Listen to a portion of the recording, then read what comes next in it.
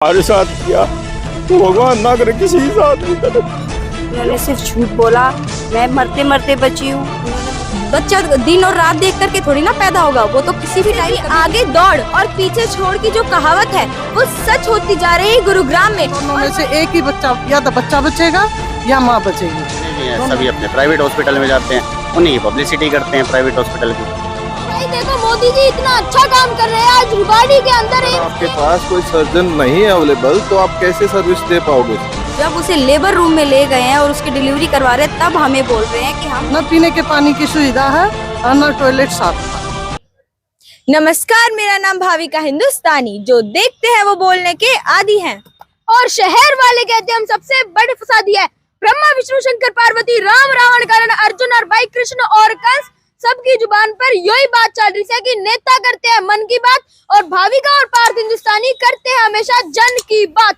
आटा महंगा और डाटा सस्ता हो रहा है, आटा महंगा और डाटा सस्ता हो रहा है, पर फिर भी कुछ लोग कह रहे हैं कि विकास नहीं हो रहा है। पहले जिन्हें हम चुनते हैं बाद में वही हमको धुनते हैं, पर फिर भी उनकी हमसे यही शिकायत है, हम उनकी मन की बात नहीं सुनते हैं। इमरजेंसी का क्या मतलब होता है? तो जिन्हें नहीं पता कि इमरजेंसी का क्या मतलब होता है, उन्हें हम बताते हैं। इमरजेंसी का मतलब ये होता है कि जब भी किसी पेशेंट की हालत खराब है तो उसे 24 घंटे इलाज की सुविधा प्रोवाइड करी जाए, यानी कि उसे 24 घंटे इलाज की सुविधा दी जाए। लेकिन नहीं, यहाँ पर तो उल्टा ही हो रहा है। यहाँ पर एक प्रेग्नेंट लेडी को जब सबसे ज्यादा उसे जरूरत थी, उसे ऐसे ही छोड़ दिया गया और डॉक्टर को कॉल करके बुलाना पड़ रहा है इमरजेंसी के लिए। और जब डॉक्टर नहीं आए तो उसके बाद उन्होंने उस पेशेंट को रेफर करने के लिए कह दिया। जी हाँ, हम बात कर रहे हैं ESI हॉस्पिटल सेक्टर 9 की। तो चलिए अब उनके परिवार वालों से पूछते हैं कि डॉक्टर और हॉस्पिटल की लापरवाही के कारण उनको किन किन चीजों का सामना करना पड़ा।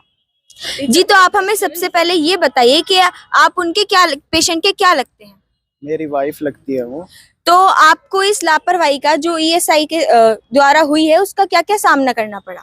हमें लास्ट मोमेंट पे हमें दूसरे जगह ट्रांसफर कर दिया गया, क्योंकि उनके उधर सर्जन नहीं था। जी, तो आप हमें बताइए कि आप पेशेंट की क्या लगती है? पेशेंट में ये मेरी बहू है, मैं उसकी सास हूँ और ये मेरा पोता है। पर लेकिन जो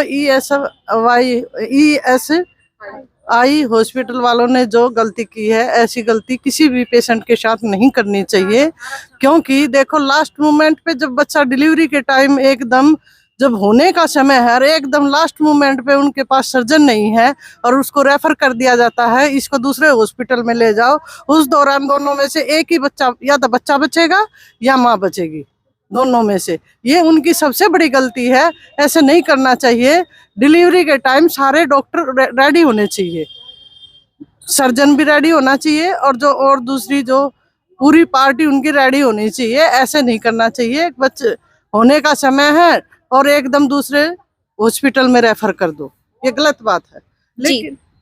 लेकिन इधर आए सिविल हॉस्पिटल में तो इनकी पार्टी पहले से ही रेडी थी और इन्होंने फटाफट उनका ऑपरेशन कर दिया और बच्चे को उठा लिया। माँ भी बच गई और बच्चा भी बच गया। लेकिन इस हॉस्पिटल में एक कमी है कि इनका जो बाथरूम है वो बड़ा गंदा है। उसमें बाथरूम में इतना गंदगी है बहुत ज्यादा, न पीने के पानी की सुविधा है और न टॉयलेट साफ था। जी, तो आप हमें बताइए कि आप पेशेंट की क्या लगती है?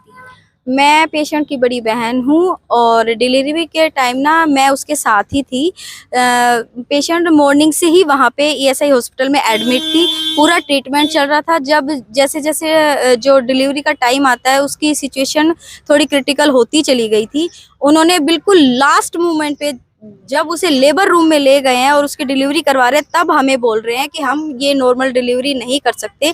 तो हमने बोला कि आप कोई बात नहीं है, आप सर्जरी कर दीजिए। तो कह रहे हैं कि हमारे पास सर्जरी की जो टीम है वो अभी अवेलेबल नहीं है, वो सुबह मॉर्निंग में अवेलेबल होगी आपको 9 बजे, और इतनी देर तक हम पेशेंट को यहाँ नहीं रख सकते। तो हमने ये भी बोला उन्हें, तो आप ऐसी क्रिटिकल सिचुएशन में क्या करोगे? कह रहे कोई बात नहीं है, जो यहाँ पास ही में जो सिविल हॉस्पिटल है, सरकारी हॉस्पिटल, हम उसमें रेफर कर देते हैं, वहाँ कोई ना कोई तो होता ही है। तो यानी कि उन्होंने सिर्फ भगवान भरोसे के होता ही है, और बाई चांस अगर यहाँ भी कोई टीम अवेलेबल नहीं होती, ना उन्होंने इस यहाँ के हॉस्पिटल के जो स्टाफ है उनसे कोई टाई अप किया कि भाई ऐसे ऐसे कोई पेशेंट आ रहा है, उसकी सिचुएशन बहुत ही क्रिटिकल है कि भाई उसकी सर्जरी करनी पड़ेगी, ऐसा कुछ नहीं। ना उन्होंने एम्बुलेंस में कोई भी डॉक्टर को क्या करेंगे, उन्होंने तो सिर्फ अपना पल्ला झाड़ा, साइन करवाए और वहां से भेज दिया कि वहां तो टीम होगी ही और आप वहां पे ट्रीटमेंट करवा लीजिए। लेकिन शुक्र है यहाँ पे टीम थी और उन्होंने तुरंत सर्जरी की, लेकिन फिर भी बच्चे के साथ तो बहुत हानि होते होते बची है। डॉक्टर ने फिर भी बोला कि अभी हम आगे थोड़ा टाइम और देख करके देखेंगे, बच्चे को कोई नुकसान तो नहीं हुआ है। तो मैं यही बोलना चाहूंगी प्रशासन से कि जब उनके पास पूरी टीम अवेलेबल होती ही नहीं है तो इतना बड़ा हॉस्पिटल आपको रखने की जरूरत ही क्या है। इतनी बड़ी बिल्डिंग आप इस गवर्नमेंट हॉस्पिटल वालों को ही दे दो, कम से कम ये अपना स्टाफ वहां दे करके पूरे अच्छे से ट्रीटमेंट तो कर पाएंगे लोगों का। ऐसे थोड़ी ना होता है कि आप मॉर्निंग में सर्जरी कर सकते हो लेकिन हम रात में सर्जन नहीं बुला सकते। क्यों? वो सिर्फ मॉर्निंग की ही फीस ले रहे हैं, नाइट की फीस नहीं जा रही है उनकी। बच्चा दिन और रात देख करके थोड़ी ना पैदा होगा, वो तो किसी भी टाइम कभी भी अवेलेबल होना चाहिए, डॉक्टर को 24 घंटे होना चाहिए। मैं तो कहती हूँ इतना बड़ा हॉस्पिटल, हम तो सिर्फ यही देख करके आए थे कि भाई लोगों से सुना भी था कि बहुत अच्छा हॉस्पिटल है, हमेशा यहाँ पे फैसिलिटीज अच्छी होती है, तो यही देख करके आए थे। लेकिन इन्होंने जो किया है ना हमारे साथ, वो बहुत बुरा किया है।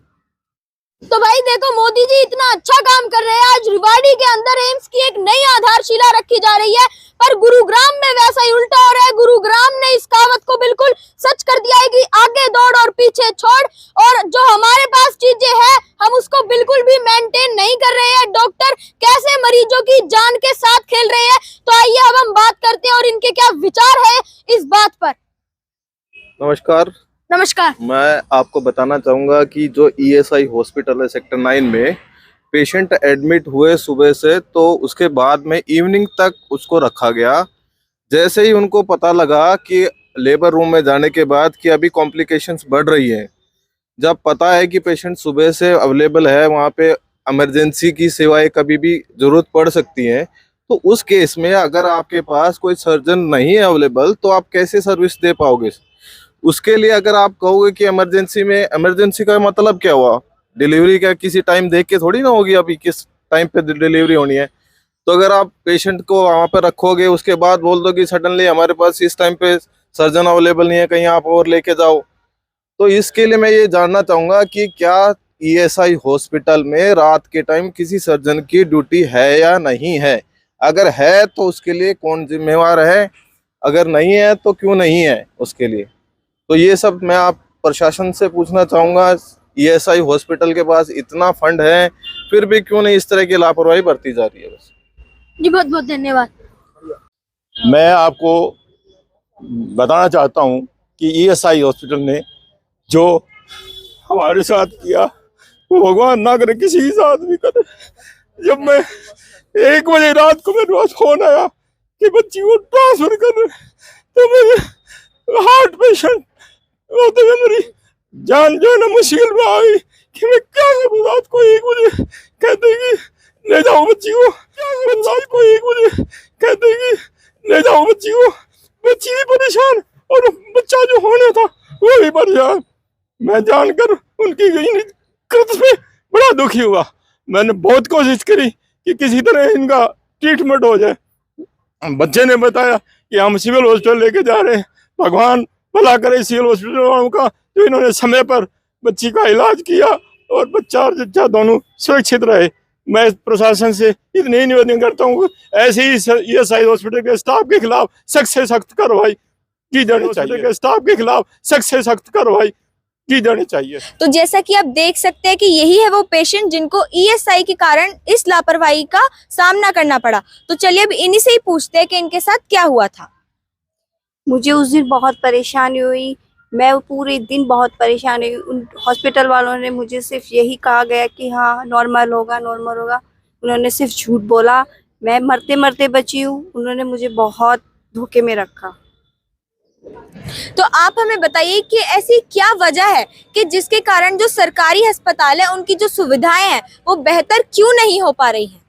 वो तो इसी वजह से नहीं हो पा रही ना, जितने भी बड़े बड़े मंत्री होते हैं, नेताएं होते हैं, ये सभी प्राइवेट हॉस्पिटल में जाना पसंद करते हैं। कौन सरकारी हॉस्पिटल में आता है वो, क्योंकि यहाँ पे कोई सुविधा ही नहीं है। जब मंत्री और नेताएं सभी हॉस्पिटलों में आएंगे ना, सरकारी हॉस्पिटलों में, तभी तो इनका ठीक होगा, सब कुछ इनकी फैसिलिटी बढ़ेंगी। पर इन्होंने तो क्यों, इनको तो अपने वो है, पॉलिटिशियन है जितने भी हैं सभी अपने प्राइवेट हॉस्पिटल में जाते हैं, उन्हीं की पब्लिसिटी करते हैं प्राइवेट हॉस्पिटल की।